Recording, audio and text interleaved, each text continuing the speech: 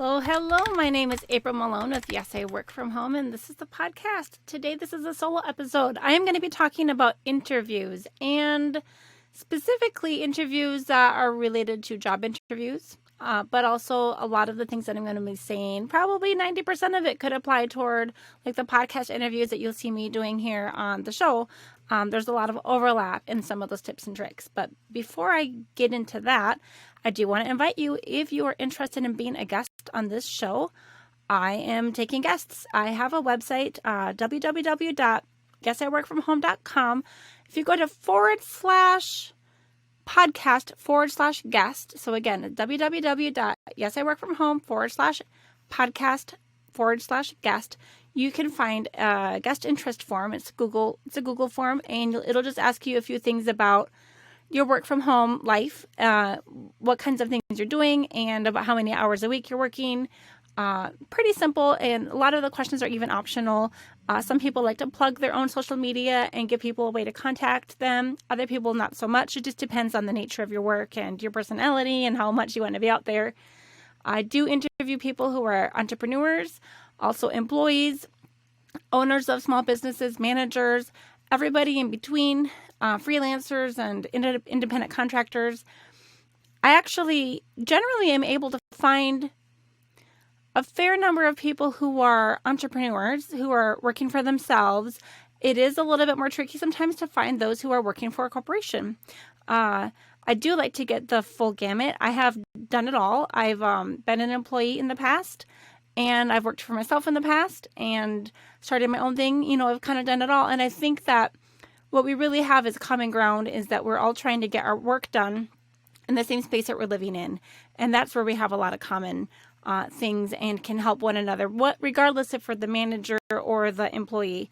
I think it's all good. So, come on in. Let me know when you're available and we can set it up. I do typically try to do about 2 interviews a week, give or take a little bit. I give myself a little flexibility there. So, all right. So to get into the interview thing, like I said, I am going to be talking quite a bit about job interviews, but just about everything I can say about it will, not every single thing, but a lot of it will overlap too. If you wanted to be a guest on a podcast and you've never done it before and you want some tips and tricks on how to have a successful interview, a lot of this can apply to that as well. So I do have a few notes. I actually recorded this episode maybe a month ago. And there are a few things that I just left out. And I thought, I think I'll go ahead and get those in. And I had enough interviews lined up. I didn't need this extra buffer. So I will go ahead and pull up some of my notes from last time. So if you see my eyes doing the little back and forth thing, for those of you watching the video, that's what's happening. I guess I kind of want to touch on something that's happening in my world and probably affecting quite a number of people that maybe even you know. I alluded to this as I was interviewing a guest a few weeks ago, but the ESL world that I've been part of for the past 3.5 years, tutoring students online in English, it's kind of in the stage of upheaval right now. And I guess it did kind of get me back into thinking I should probably still post that interview thing, because a lot of people I know are directly affected and are kind of feeling like they're losing their jobs, or have recently lost their job very suddenly, and it's emotional. I'll be honest. About 3.5 years ago, when I started ESL, teaching ESL, I was working for Mayo Clinic, and there was a huge change in the way that Mayo Clinic was doing their medical records. I was helping work in their transcription department, and there was a huge change in technology. They basically adapted this new platform called Epic, which I'm sure most healthcare providers know now. But back then we had our own, proprietary stuff that we were using, and then switched to this new platform. And with that, we, those of us that were in medical transcription, the nature of our work changed so drastically they didn't need us. And within about a year, I don't know the exact number, but they reduced that department by a significant percentage. And I was one of the first people to go on a severance package. I had already started this side gig of teaching ESL, and I had been telling people, I'm like, I love this so much. I wish I could do this full time. I wish I could quit my job with Mayo and just have fun singing songs and teaching kids. And when the opportunity came, and I even got a little severance package for it, I was like, this is my, sign from the Lord, or whatever you want to say, that this is time for me to go. And I will admit, I really, really, really liked that job. And I'm really, really, really sad to see some of the changes that are happening. And I know I'm going to get into interview stuff, don't worry. But basically what's happened is mainland China has changed some of the regulations again, and they have the authority to do that. And one of the things that they decided is that they don't want their students, the children of mainland China, to be taking so many tutoring classes day and night, all day, every day, on their holidays, on their vacation time, on the weekends, in the evenings. And they had been going, some of them, until 11 o'clock at night and all weekend. And even I'd see these kids on their holidays or vacation, and it's like summer vacation. I'm like, what are you doing? And they're like, well, I had 12 hours of lessons. And so mainland China, for lots of different reasons, and I won't even get into any of that, is just deciding that they will reduce their foreign teachers, so that would be me in the U.S., from teaching their students, and they're doing more of a nonprofit platform for the students in mainland China to receive more free education, to kind of even everything out. So what has happened is several companies just in the first 2 weeks of August have closed their doors. Companies that were employing tens of thousands of people. And the two companies that I have been part of are still kind of hanging on by a thread, but we're expecting that we're not sure if it'll just be done in a week, or if we might be able to eke out a few more months for the packages that students have already paid for. But that's really up in the air. And so a lot of people are scrambling, and I've had, my ear to the ground and been, aware of some of these upcoming changes and looking at some transitions of my own. So preparing again for the possibility of interviews is kind of at the forefront of my mind. Going back through Indeed and thinking, do I want to re-enter a corporate job? Or, obviously I would prefer to work from home. So looking, along those lines. So anyway, that's why this is all kind of fresh and interesting to me right now. I'm also looking at, I guess I interviewed a woman a few weeks ago, and she was into resume writing, Krista Morris, and I actually ended up having her do my resume for me, and it was really exciting and kind of empowering to see what I look like on paper in someone else's words. And talking with her through that process and experiencing it from both ends, I guess had just written my own resume, and then she went through and revamped it for me. I was like, this is really interesting. And she's like, you might have a future in resume writing. And so I have gotten a stack of books out about this big, and working through that and looking at possibly being that might be one of the things that I transition to.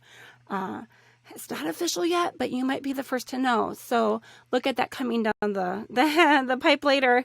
We'll see. All right. So interview tips and tricks. All right. So there's a lot of different interview styles, and they're going to happen like that in person and online. And so some of the things I'm going to be saying are going to apply to both. So if you go into an interview, it depends on the industry. You might have a very informal, relaxed, casual conversation that ended up just being the interview. Like, tell me about yourself. Very basic things. You'll see that a lot with the entry-level jobs. Or, it just depends on the nature of the kind of work you're in.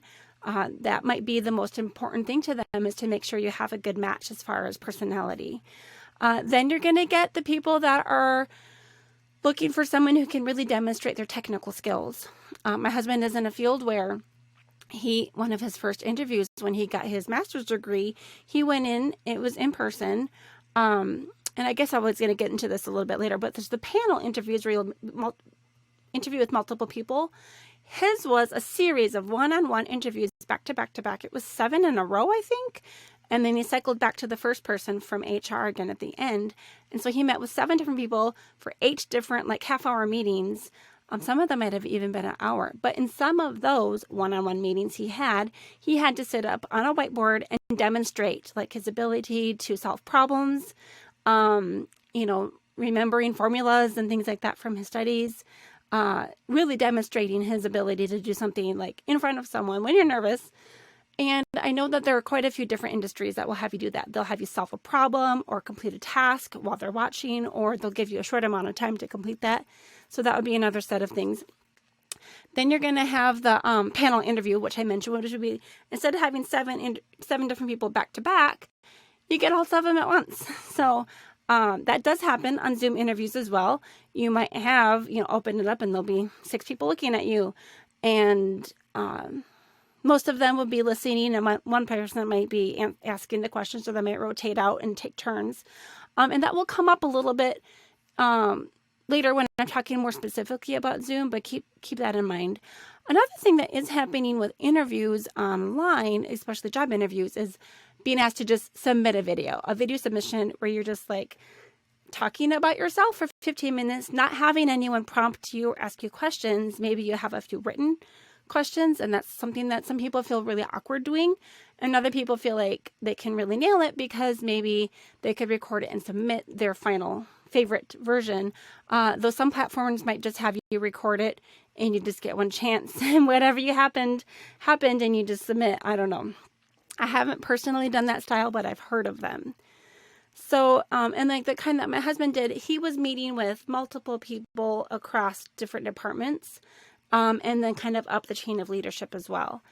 So, yeah, there's the one-on-ones, probably the most common. Panels, also quite common. I think the back-to-back-to-back thing is more intense, maybe for a higher level position, or just depends on the nature of that company. It is somewhat possible to figure out what kind of interview you might have ahead of time just by asking. I mean, I guess obviously, like if you're being invited to have an interview with, someone from HR calls you, just ask, like, what's the style? Is it going to be one-on-one? How many people am I in a meeting with? How long will it last? And they should be able to answer those questions. And then just say, should I come prepared with anything? Will I have a technical assessment or anything like that? They should be able to answer that question for you. If you don't know, prepare for anything, I guess. But the easiest way for me to know what a company is probably going to do is to go to, I think it's Glassdoor, actually. Indeed, I know is really great for job searching. And I know it's kind of like it's the one I go to first when I'm looking for a job. Glassdoor, almost equally so. But what I really like about Glassdoor is that they have interview questions online. Like all the different interview questions that people, past employees or present employees, current employees, I guess, have submitted, get put in there. And I recently was applying for a job, and I think the company had only been in business for about 4 years. And I think I found like 280 different questions that people had been asked in those 4 years. And so it did vary among the different departments. You could see trends, though. A lot of it didn't even matter what department you would be, and they all asked, like, why are you interested in working for this company? And so you could start to see, like, probably out of these 280 different questions, I'm most likely to experience these 15. And that was a really nice way to prepare. I did not get offered an interview. Apparently, the job I was applying for was very, very popular, and they had hundreds of applications. They didn't even say how many, but it's probably a lot. Another thing that comes up sometimes, and it could be a one-on-one, but more often probably a panel, is the STAR method. And this is something I have personally experienced, and my husband as well. Situation, tasks, actions, and results. So if you have a panel that's going to ask you the STAR technique or the STAR method questions, you kind of need to be prepared. It's not the sort of thing that just comes really naturally, but they want you to be able to describe all these different situations and how you handled them, what you were responsible for, and like what the end result was, and how did that make you look good. And the first time I had an interview like this, it kicked my butt. I won't lie. I'll probably get into it again a little bit later, but just practicing with that really makes all the difference. So I guess one of the things I do want to mention is that people tend to be nervous around interviews. I mean, I guess there's some people that just thrive on that sort of attention and really feel ready and confident. The rest of us, and I don't know what the percentage is, but I'm assuming the majority of people do feel some degree of nervousness, maybe just because the stakes are high. really, really, really want this job, or they really need this employment because something just ended, or, something out of their control happened and they're in the job market again. So some people are nervous talking about themselves or being that center of attention. Or some people just feel really nervous because they are not accustomed to being online or being on video. It's kind of hard to imagine because, you and I have been working from home for so long, but there are people that aren't on camera often or ever and still haven't ever used Zoom. I have met a lot of these people in the last year, and maybe in the last year and a half, more people have used some of these platforms, FaceTime and video messaging on even your Facebook or whatever, than ever before. But there is still a big chunk of the population that has never needed to use these tools.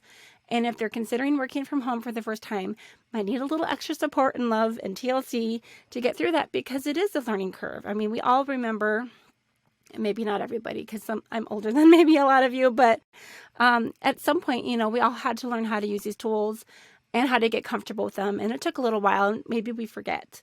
So I know that I've been nervous, as an interviewee, but also the first time that someone interviews another person as the professional, as the manager or the hiring manager, or, as a podcast interview, there's a first time for everything. And I know when I interviewed, I guess in several of those different settings, I've, kind of had to overcome my own level of nervousness.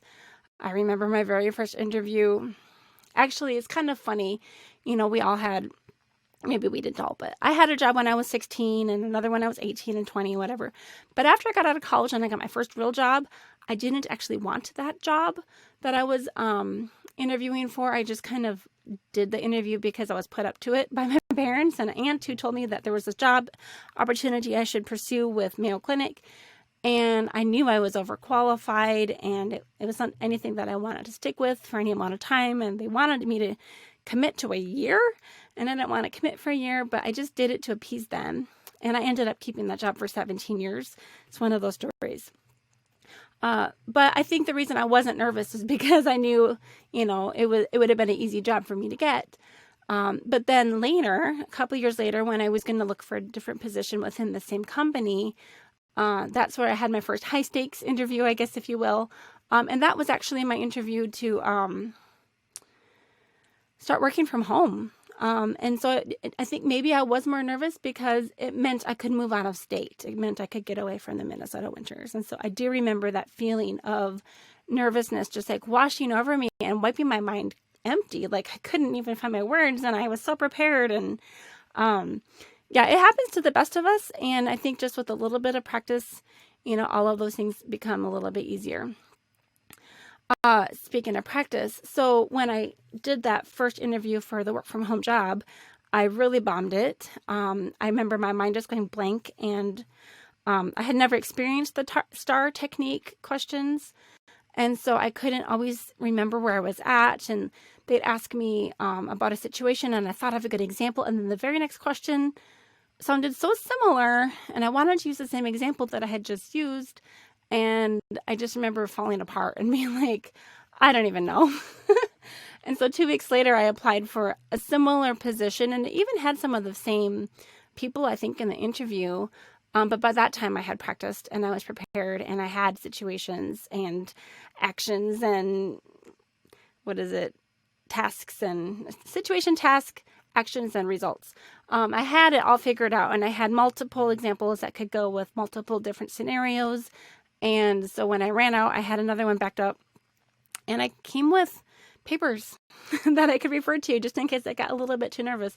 But what really happened between my first train wreck interview and the one where I landed the job was I practiced with friends. I actually had a friend who was very methodical, and she's like, we're going to help you get this. And she sat me down, and she and another friend drilled me with questions, and they pretended to be all formal and everything. And then one of the friends had someone that she knew who was, I think, a hiring manager in another department, and he was willing to take his lunch break and sit with me and do another practice interview so that I could experience it with a stranger. And that was helpful. It really did. So by the time I came around to the next official interview, the second one, I was ready. So, and I know the same thing happened for my husband. By the time he got the job that he has now, he was just so practiced in speaking, that he just came across as casual, and not casual in a bad way, but just like comfortable with everything, and that just had an answer for everything, and it really went well. But that, takes practice, and it also takes a few failures sometimes. You don't get every single job that you apply for, and I guess every interview that you have is practice for the next one. And same thing with podcast interviews. If you have never been a guest on the show before, you're welcome to be a guest on mine, and it gets easier. I had a guy, Justin Hibbs, I believe. I can't remember what episode it was, but I met him on Focus Mate, and I was his first interview on the podcast. And then I think within a week, he decided that he was going to make, that his goal is to be on as many podcasts as he could as a new way of marketing himself. And I think he got on several more since then. So it's kind of exciting, it's like it opens a door and you're like, oh, I've got the skill. And this kind of interview, the podcast interview, is more casual, it's more conversational. And I always tell people, we are going to be able to edit this out. If you've ever watched the video, you've maybe noticed that every once in a while there must have been something that got snipped out. And that could just be someone really misspeaking and wanted to start over. Usually me. But it can also just be, interruption or something like that. So it's not as high stakes as a job interview where you feel like every move is being, criticized or just watched carefully. As far as interview practice, if you don't have a friend that you can practice with, you could do, with the technology that we have nowadays, you can open up your own Zoom. So with Zoom, you can get a free account, and if you have 4 or more people in the meeting, you can have just 40 minutes for free. And then after that, they'll cut you off and you'd have to start a new meeting. You can record locally to your computer with a free Zoom account. You can't record to the cloud unless you pay. But if you have space in your computer that you can make a recording that's even 40 minutes long, go for it. If you have less than 4 people, if it's just 1, 2, or 3, it's like you can do this yourself with another friend or 2 friends. You can go, I think, up to 24 hours. I think they maybe have changed that more recently, but you can record yourself. You can conduct your own interview, ask yourself questions, and then watch yourself later as a practice to see, how did you answer that, and how did it sound, and how awkward were you? I have to watch my recordings often, and I know that I make mistakes all the time, and after a little while I've gotten more comfortable with that, because the way that we speak in conversation is different than how we speak in written, and I've learned in written language, and I've learned to just be comfortable with the fact that I still do let a lot of ums and ms and, the little awkward things the filler words that we put in. I haven't really practiced very much on eliminating those yet. I don't think that they matter as much in an interview as they would like if you're writing a paper. So practicing with a friend, having someone who's a stranger does help. And you can even tell them, here's some questions that I know they'll probably ask me that I want to practice, but go ahead and throw out a few of your own in as well. And you can choose what kind of personality you want to be. If you're going to be friendly or kind of abrupt or, gruff, just to kind of give you the chance to practice in more than one way, if you get a chance to do more than one. All right. So when it comes to actually doing an online interview, and I'm talking job interviews here, but obviously for the podcast, it also applies. If you're going to do an interview, is it going to be on video or not? And that actually does come up with my podcast, because I do record it on video, and not everybody realizes that at first. And I have had just one guest, I think, who wanted to just have his camera off so that he could, I think he was walking around actually. And I just put up his headshot during that time. On Zoom, I know a lot of people do have an image uploaded, but not everybody does. And if you don't, you just have I think a silhouette of a human head. I don't know. But I think the kinds of jobs that I would be applying for, or that I have applied for in the past, they've always been online on video. And my husband applied for tons and tons of jobs, and he only had phone interviews or in person. But that was not during the pandemic. So I think nowadays there are even more remote opportunities than there were a few years ago. If you are going to have an online interview, you need to ask, I would ask the hiring manager, whoever is calling you, or the HR person who's offering you the interview, how is it going to be conducted? Is it going to be on Microsoft Teams or Zoom or Skype or for the phone? Just find out, because hopefully you'll have a day or 2 or 5 before the interview is going to happen that you can prepare. So you're going to have to go learn how to use Microsoft Teams if you've never been on it, Zoom if you've never been on it. And you'll also want to know how it's going to work if you're going to, if you've only ever used Zoom on your phone, you're going to want to learn how to use it on your computer. I do recommend using a computer for your interview, if at all possible, because first of all, especially if there's going to be more than one person conducting the interview, you're going to want to be able to see everybody. If you are on a phone, usually if you hold it up vertically or even horizontally, I think you'll only see 4 people at a time, and one of those people is yourself. If there's going to be 5 people interviewing you, you're going to want to be able to know where that question is coming from and be able to see everyone's names and kind of how they're reacting to different things. I think it's helpful to be able to see that. I know some people give this tip like, oh, just, I don't know, cover it all up so you can't see so you don't feel nervous. But I think it's really important to have that eye contact. And sometimes there's people that are going to be trying to show you something, maybe, share slides. Some people say, put a sticky note under your camera so you can make eye contact with the camera. And I'm like, you're going to be covering up someone's head if you're doing that. So it is good to learn how to make eye contact with the camera. But at some point you do need to look around and see what's happening, especially if you're getting to know these people for the first time. If you are using Zoom, which is one that I guess I'm just familiar with because that's what I've always used the most of, but just remember that you can change the mode that you look at, even if they are using, if they're presenting, you can't see as many people, but you can still usually control the view to some degree. Up in the, if you're on a computer, up in the right-hand corner, you can usually change it from the gallery view, where you see everybody at once, to the active speaker view, where it kind of flashes back and forth. But whoever's coughing or, has an echo, or the dog is barking in the back, might end up, coming on to the forefront, where I think that the gallery view is generally the preferred view, where you can see everybody, even though they'll be smaller. And then make sure that whatever you're using is installed on your computer. If you've never used Microsoft Teams before, find out, do I need to install it? I've actually only used Microsoft Teams a few times, and I think I did have to at least enable the camera and enable the microphone beforehand so that you don't have that awkward, like, I can't hear you, I can't see you thing at the beginning. But Zoom definitely, it can be used as a web browser, but it has limited functionality if you do it that way. So if you've only ever used it on your phone, make sure you install it, make sure it's up to date, and make sure you test it out. I recommend practicing using whatever platform you're going to be on with another human that you know, so that you can try it as a user.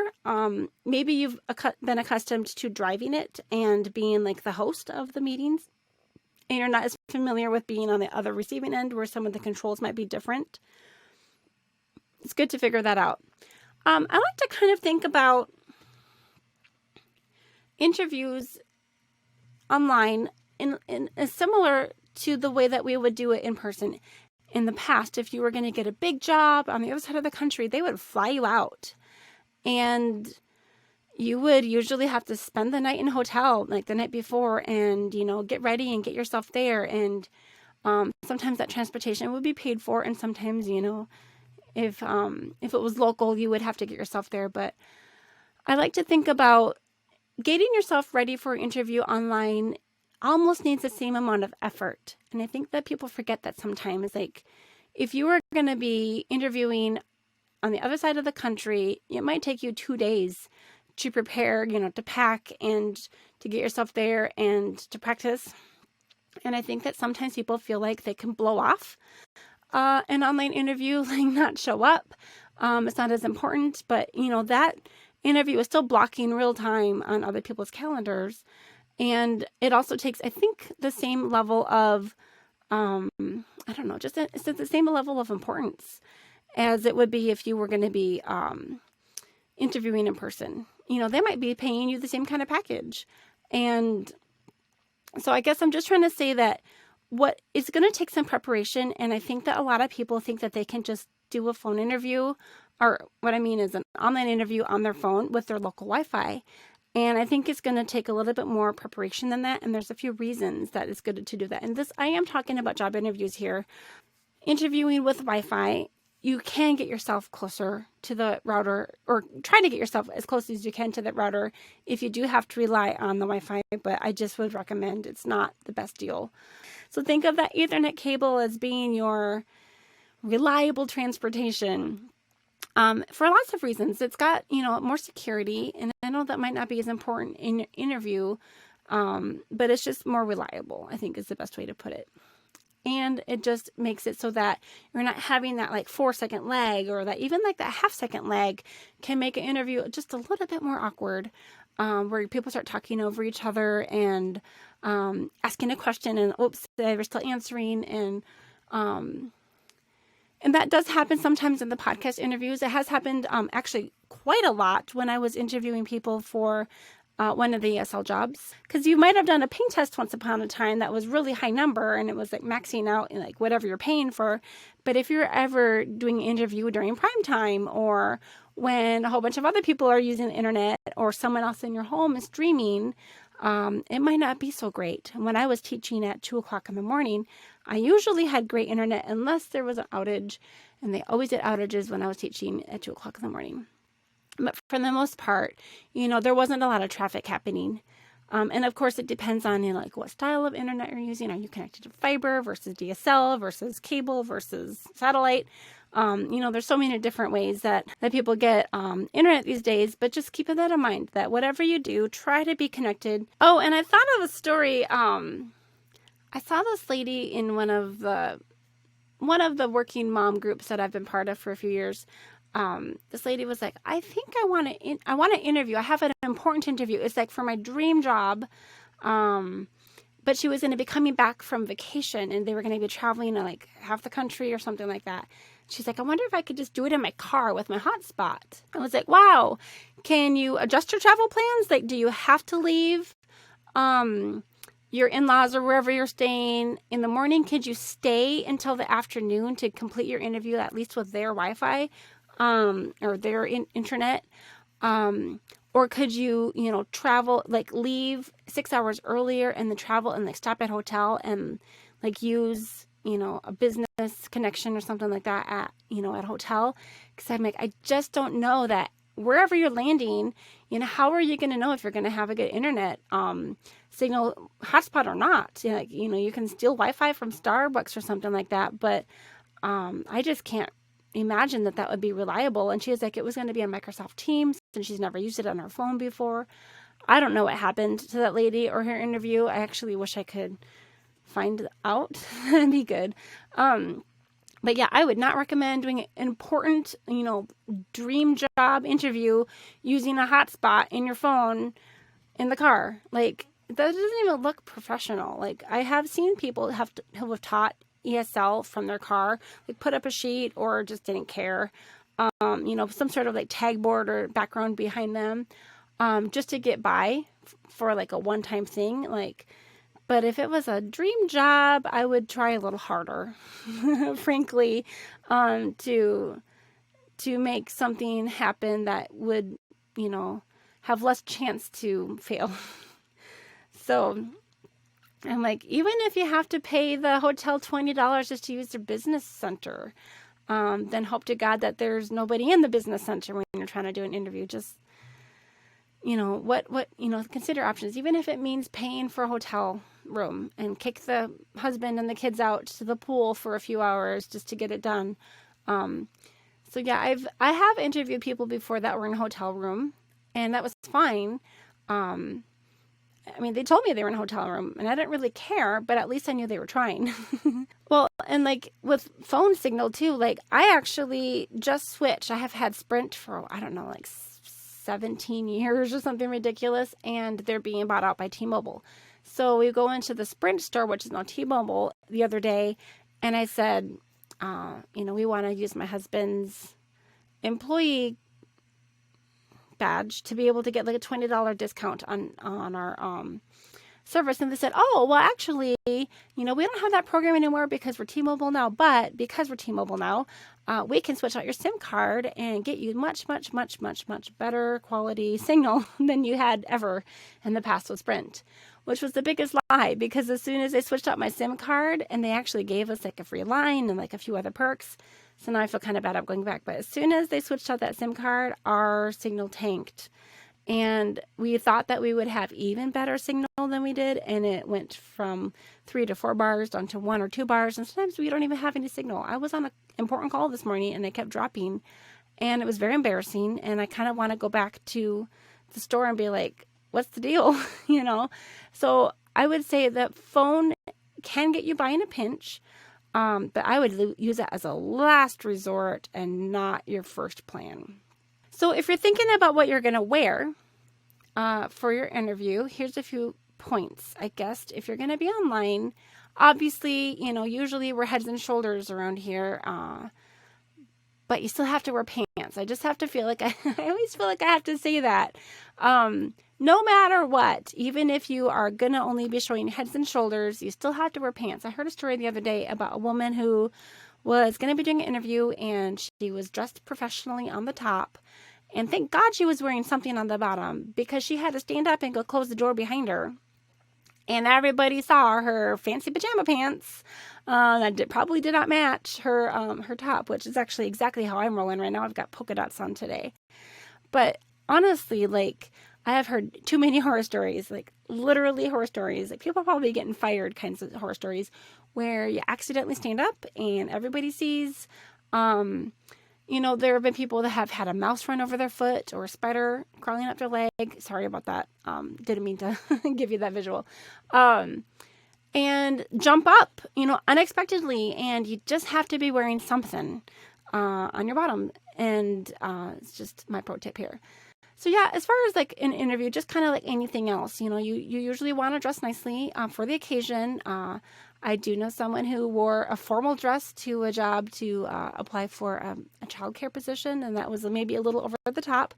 But if you think of what you would normally wear in that role that you're applying for, dress at least one step up from that. So, as a general rule, I know my husband applied for a job, and he walks in his 3-piece suit, and the guy who's interviewing him is in jean shorts and a t-shirt. But for an interview, I think it's appropriate to at least try. Business casual probably will get you by for 99% of them. If you're a doctor, dress like a doctor. Dress the part, but definitely dress well and wear pants. That's my tip. Lipstick, I know, is not for everyone, and I will say, though, if you're on camera, sometimes it can be a little washed out, and if you do want people to be able to hear you well, it sometimes helps if they can see your lips moving clearly, and this is an ESL tip. They always taught us that if you are inclined to wear bright lipstick, go ahead, that's good, because they can see your lips better, and I think that would apply a lot of places. You don't want to wear anything too garish, but be you. Another thing to be thinking about is your lighting. Now, this is one of the things that you can control in an interview. You can't control the questions, but you can control your lighting. Where you sit does kind of matter. And I guess this goes hand in hand with backdrop as well, background. The light that you have on your face is going to make it easier or harder for people to see you. And I'm sure you've all seen the silhouette where the person has a window or a light directly behind them shining over their head and towards the camera, and it can just make the whole face dark. I've also seen it where people put a blinding ring light right around the camera, or sitting directly in front of a window, and it's just shining, bright sunlight right on them. And I don't know about you, I get headaches if I'm looking directly into the light, so I have to be a little careful. I usually do a little bit more bouncing light. So here, and I know that if it's just one time in your job, isn't going to be very often on camera, it might not be as important for you to spend a lot of time on this, but for me, because I am camera facing all of the time, I am trying to be a little bit more intentional about it. I don't have one of my ring lights up right now, but I have those, IKEA has these floor lamps that have a bendable arm for a reading lamp. So I have from IKEA one of these lamps. It's a floor lamp that has a bendable arm for a reading lamp. and I can use that to kind of fill up the whole room, as well as bounce something off of the wall in front of me, and that kind of fills my face a little bit more. The light from your computer can also help light up your face if you have it on bright, but that also can cause a lot of reflection in your glasses. So I often times lower the reflection from my computer screen, and I don't want it to be so bright that I'm putting all that blue light into my eyes anyway. So yeah, if you can have the window to your side or more than one light, coming from more than one angle, it usually will fill out your face and at least let people see you. And with the discussion about your camera, also be thinking about where it's positioned as far as like where your eyes are going to be looking. Like we were saying earlier, if you're in a Zoom and you've got all these people, you might be your eyes will be darting around a little bit, kind of seeing who's talking and everything. But if you really want to make a good impression, I know people know it's Zoom, but if you can look into the camera and make them feel like you're looking them in the eye, I think that's a good thing to learn how to do. It's not always intuitive. Like I know for me right now, I'm trying to read a few notes, and so I'm kind of bouncing around, but for the most part, you want to try to make contact. And it's actually a little bit less distracting than looking at your own face talking. So, especially if there's a lag, and that can be a little bit off-putting. So, as far as your computer, getting that ready for the interview, here's a few tips. I have a little system that I like to do in well, first of all, when I am on Zoom, I do try to minimize the window a little bit. Like rather than it filling up the whole screen, I try to make it a little bit smaller so that all of the faces are closer to the camera so that I can kind of see everybody in my peripheral or look without having to look way far away. If you're on multiple monitors, I've seen people that are like always looking to the left because they're looking at you, but the camera's coming from the other angle. So that can be a little strange. So try to have the camera pointing at you from where you're looking. Whatever I was trying to say there. You got it.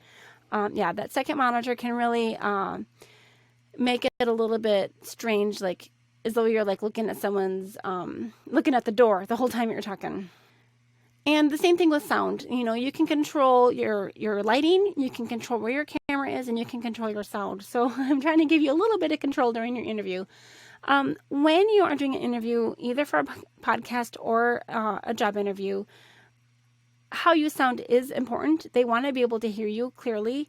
And one of the best things that you can do, is to have some sort of earphones, AirPods, earbuds, headset, something that goes over your ears or in your ears so that the sound that's coming from the computer is going straight into your ears and not bouncing around the room and back into the microphone. So let me put it this way. If I'm talking to you and you have your volume turned up really loud, my voice is going to come through your computer and possibly bounce back into your microphone.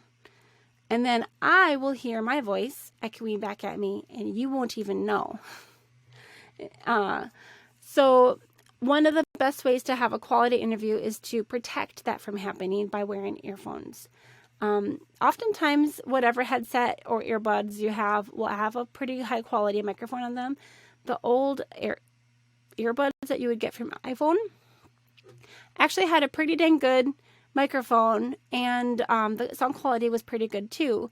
It doesn't really matter quite as much what the sound quality is like in your ear, just as so much as that you're not letting it bounce around. If you cannot wear earbuds, AirPods, headset, something like that, just make sure you have your volume turned down. You can't always control what other people are doing, especially when you're interviewing. You don't know what they're going to do, but you can at least control it from your side. And it might not look as great. Like I know that not everyone likes the look of a headset. I have interviewed quite a few people that you can tell they spent some time on their hair, and like covering that up with a headset isn't going to be very, I don't know, look great. It doesn't look great. But definitely just one thing to keep in mind is the new AirPods that have come out, and I have a pair and I use them when I'm interviewing. They don't have a great microphone. So if you are going to be using your AirPods in your ears as the speaker, try to make sure that your settings are going to use a different microphone. Possibly, I don't know if your computer microphone would be better than the AirPods actually, but that's kind of a wash. But if you have a headset that has a decent microphone especially noise canceling. Like that's always a good one. If you're going to have to go buy a headset for this sort of thing, get one that's noise canceling on the microphone so that they won't hear like the cars driving around or the dog is barking. That will help the quality of your interview. So another thing that I do to try to like really have a good quality experience when I'm interviewing or being the interviewer is to reset my computer every time. And this is another way to just really help prevent lag. And I know that maybe some of my ideas are a little archaic. Routers sometimes can really handle, really benefit from a good reset. I have one right behind me, so I'm going to point that way. I can do it from the app on my phone. I can call the company, ask them to reset it. That usually helps clear things up. I have even done it where I just unplug it for 4 minutes and then plug it back in and do what they call a hard reset. And it usually takes a few minutes to come back online. But if I've ever been struggling with lag or, just I know that the internet has been used a lot in lots of different ways. There have been a lot of people on different devices and just kind of want to clean things up a little bit. It's one good thing to do. It's kind of like clearing the cache on your computer, which is the other thing I do. I clear the cache and I, clear the history or whatever just to kind of free up a little space. And then I restart the whole computer. And it's like that old IT crowd show, did you restart your computer? And it really does make a difference. So that's just kind of my little, I don't know if it's like a wife's tale or something like that, but it's just a little ritual that I have that I do just about every single time that I'm going to interview, or even if I'm going to be teaching online. If I know that I'm going to be in a video meeting, I know that consistently I have a better experience if I take those precautions or do those steps. And if I forget, I can almost always feel it. And like I was saying earlier, people usually think that they have amazing internet, and I can usually tell when people haven't done some of these steps. And if we do take a minute, go back and restart the computer, it almost always solves those problems. So it's worth it. There was a lady with VIP Kid a few years ago, and I don't know if she's still around at all. I haven't seen her in a few years, but she had a video out, and you can still Google it. You can find it. It was called Internet Stability Hell. And I think her name was VIP Kid Kelly, something like that, Teacher Kelly.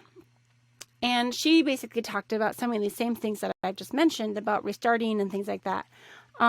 Also, closing a lot of tabs and getting rid of those extra programs, closing the extra programs that you might have open in your computer. I don't know about you, but if I've been getting, some research done or surfing the internet and doing whatever, I might have 2 different browsers with 40 different tabs open, and closing those extra tabs really does make a difference.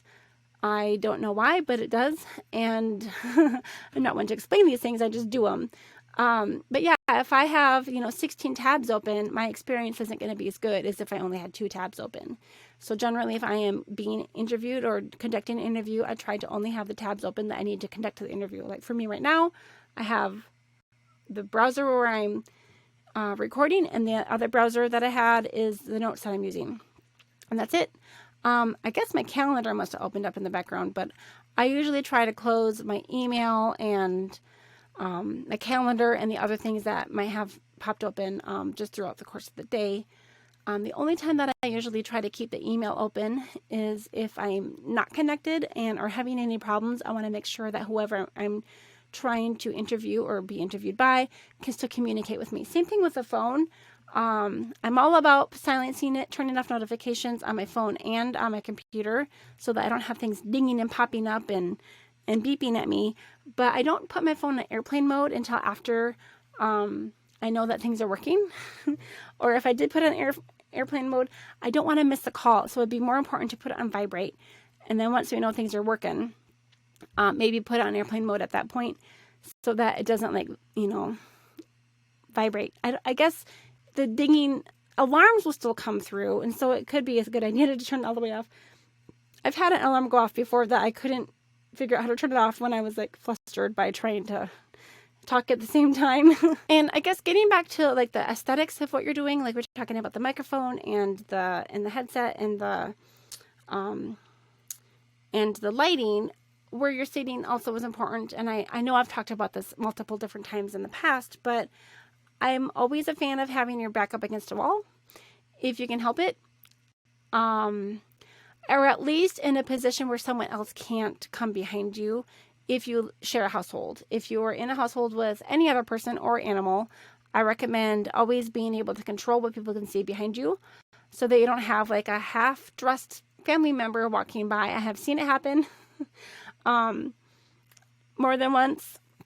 Not generally while I've interviewed someone, but I have seen it happen. So usually it's someone who's completely unaware of what's happening, and you're like, wow, I was just in an interview with my boss's boss. And we all saw you, you know. So just be careful that you control where you're at. And I know I have my door to my side. I have a wall to my back.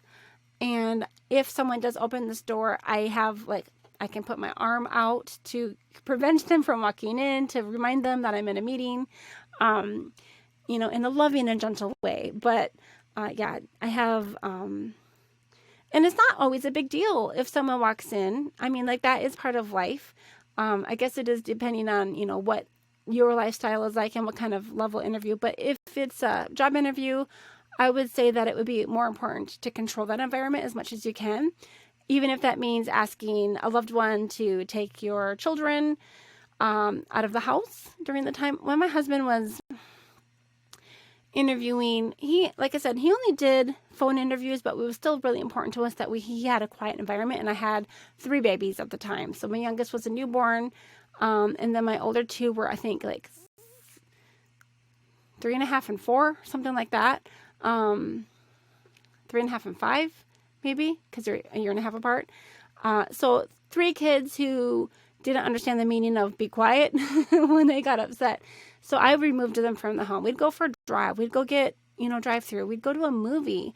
I actually, several times when my husband interviewed, at least 2 or 3 times, I brought all the kids to a movie. It was like the dollar seats and just sat there trying to wrangle 3 kids in the back of the movie theater. And then there was a time that my kids got the barfing flu. So it was rotavirus, is that what you call it? Where basically you kind of keep getting sick. It comes back, and the kids kept infecting each other back and forth. And so it would be like vomit and all of the things that go along with that in children that don't know how to control it very well. So my husband would be interviewing, and I would be, you know, quietly trying to help escort a child to the bathroom to take care of that and clean it up and get it out. So we've done it all, but you know, that was just one time. The other 5 or 10 times that he was interviewing, we were able to leave the house. And I do recommend, if you can control that, if you have a dog and you have an interview, pay a neighborhood to take it for a walk for that hour, you know, or pay a babysitter to take your kids to the park if you don't have another adult that can take them during that time. So it's worth considering if it really is a high stakes interview. Now, if you're doing 20 a week, you know, I understand that you can't, you know, remove the children from your house every single time or pay babysitter every single time, you know, if that's what your lifestyle is. But it is worth to you know, take seriously. What would you bring your kids with you to an interview in person? Probably not. So try not to bring them to you, with you to your online interview. And then as far as like your backdrop, again, I have seen a lot of beds, and it's not a big deal. I don't care if I see a bed, but if it's a job interview, I don't know if you want it to take it in your bedroom. And if you are in your bedroom, could you sit on the bed and have the wall behind you? Could you bring in a folding table or your ironing board or something that you could set up and just kind of angle things a little away so that they're not distracted by the fact that you're in a bathroom or a bedroom or something like that. Heck, I've known people that have interviewed in bathrooms, and that's cool and more power to them. I'm in a closet. I don't care. But you can set up a sheet sometimes, or some people have gotten a backdrop. I don't really recommend using those fancy backdrops that you can use in Zoom and things like that with the digital effects and like the stars and like the cityscape or the fancy house. I don't really recommend using that for an interview. If anything, you could blur out the background a little bit. I feel that they're just kind of distracting or might take up more bandwidth than you really need to for your computer. You really want to have a good conversation, and you don't want everyone to like look at your backdrop and be like, oh, okay. Yeah, but they might be using it. Who knows? The culture of the company, I have no idea. So the day of the interview, check your time zones. If you are traveling across the country, you're usually aware of when you are passing from Eastern time zone into Pacific and, all these different things. But if you are doing an interview in another country or, on the other side of the country, make sure you know what time zone they're in and what that means for that time of the year, because, Eastern time zone is 3 hours different from Pacific. Sometimes how does that work? 3 and sometimes 2. I live in Arizona. We don't observe daylight savings time. I teach grammar and I never can get this one right. We don't observe it, so it still means that we have to be aware of it, because it means that our time zone changes relative to what everyone else is doing. So if you live in mountain time and you're talking with someone on the East Coast, your time is always going to be consistent with theirs, where ours changes by an hour, 8 months out of the year. And then the other 4 months we have to know, where we're at in the year. So Arizona time is the same as mountain time for, I think, 4 months, and the same as Pacific time for like 8 months. I think I got that right. So we're currently the same as Pacific time because it's August, but come November 7th or whatever it is, it's going to switch to, will be the same as mountain time again. So pay attention to where you're at. You might need to use a calculator, like online calculator, to determine what time that you are going to be in each city, so that you don't show up an hour late to your interview or come an hour early. Pay attention to that. And another thing is, when you're talking to whoever's offering you the interview, the HR manager or something like that, go ahead and just double check and ask, is there a phone number that I can call in case there's any technical issues or if something happens. Usually if, and then you would provide your phone number. Of course, they would have your number, but just in case someone's running late, or obviously you don't want to be the person running late, but if you're having a hard time connecting to that meeting, you want to know ahead of time. Like you're going to want to be able to call and still be able to be there on time. So just make sure that you have like a backup plan of, who could I call? Who would I ask for if there's any technical problems the day of the interview? And, once you get logged in, I would say make sure you do that mic check. Make sure you have enabled your microphone, enabled your camera, if it's going to be on camera, so that there's no glitches when it comes to that time. You can enter 10 minutes early, but don't expect them to come 10 minutes early. I know when I conduct an interview, a podcast interview, I open my Zoom on time. I am usually, going back to back or running errands and coming home just in time.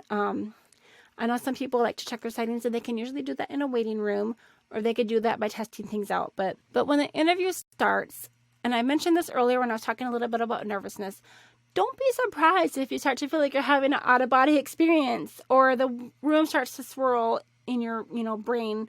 I start to feel like all of the words that I've always known have left my body. That feeling is normal, and I'm assuming that most people are a little bit familiar with that themselves and understand that happens to some people. Try to ground yourself a little bit if you need to. If I ever feel like I'm going to sneeze, I press my tongue to the roof of my mouth. If I start to feel like I have a need to fidget, I try to do it off screen. So like if I have my hands doing some sort of like nervous motion, like, I don't know what you call it, twirling your thumbs or something like that, or wringing your fingers, make sure you do it low enough that it's not going to be moving your whole body. I have interviewed a few people for, in different capacities, that might have a little something happening where they're clicking or tapping or swinging their cord around a little bit. It's all happened. So just try to, bring those things down so that it's at least quiet and out of sight. If you're in a swivel chair, try not to swing around and around and around. I know it's tempting. Those of us that have a little bit of a need to move, be careful. Oh, and another thing to keep in mind while you are in the middle of an interview is you really do want to keep your focus in the meeting and looking at the camera. I have experience, and I've seen this happen before, where people are like cruising all through their computer. You can see that they're switching tabs. Some of my ASL students would do this. They think that they thought that I thought that they were paying attention, but I could tell that they weren't. You can see the lights flashing when people are switching from a dark tab to a bright tab. And I would recommend that you not do that. You probably don't need to be finding a whole lot of supporting documents or anything like that in the middle of an interview. I recommend printing them out if you can. Have a copy of your resume, a copy of the cover letter that you sent to them that you can refer to, and maybe that cheat sheet that you made for yourself to remind you of some of the key stories that you might bring up if they're doing like the situation type questions. But they don't have to be long documents. You don't want to do paragraph form answers. You need keywords. You know your stories. If it's, if you're expecting that they're going to ask you a question about perseverance or, ability to complete a task or, in the face of adversity or I can't say it. I don't know. In the face of a difficult situation, just put 2 words per thing to remind you of the story or the situation, like, the Franklin Project, or and just put the name of someone or something or somewhere to just trigger that in your mind, and then you can go ahead and tell the story more naturally without having to like read word for word, like a teleprompter. And that's not going to come across naturally. And you would just need a few words. So that's basically it. I feel that I covered some of the technical things, camera, lighting, backdrop, being prepared with a few questions, looking them in the eye, taking it seriously. Again, don't brush off an online interview as less important than an in-person one. It really can actually be a time saver and a money saver for a company to do these. And they might hire you into a real position, a really good position based off of this, in-person online interview. So take it seriously. If you need someone to bounce around some ideas with, you can contact me. I do like to help people think about their home setup. If you're thinking about trying to work from home for the first time, I do offer a consultation where I will be happy to look at, you can take your camera and walk me around the room. You can use your phone. I don't care. It's very informal. Walk me around your house and we can look for the best place to scout out where you could put a desk, what kind of desk you might want to put in that space, what you might want to do for lighting. If you need help with this sort of thing for an interview, let me know. If you already have a job lined up and you need to get figured out, I'm happy to help you. I enjoy that sort of thing. It's actually really fun for me. And if you are one of these people that are being affected right now by, a job change or a job loss during the pandemic, or like I've been experiencing with the recent changes in the ESL world, solidarity, friend. I will talk with you and listen to you and swap ideas and encourage you. And if you are in the middle of a job hunt and you need a little bit of help looking over your resume, contact me and let me know, and we can give it a look over. Thank you. And if you are interested in having someone look over your resume, I am doing a lot of research currently and think that'll be something that I'll be offering very, very soon. But yeah, you can contact me. You get the sneak peek, I guess, at that new service I'll be offering. So.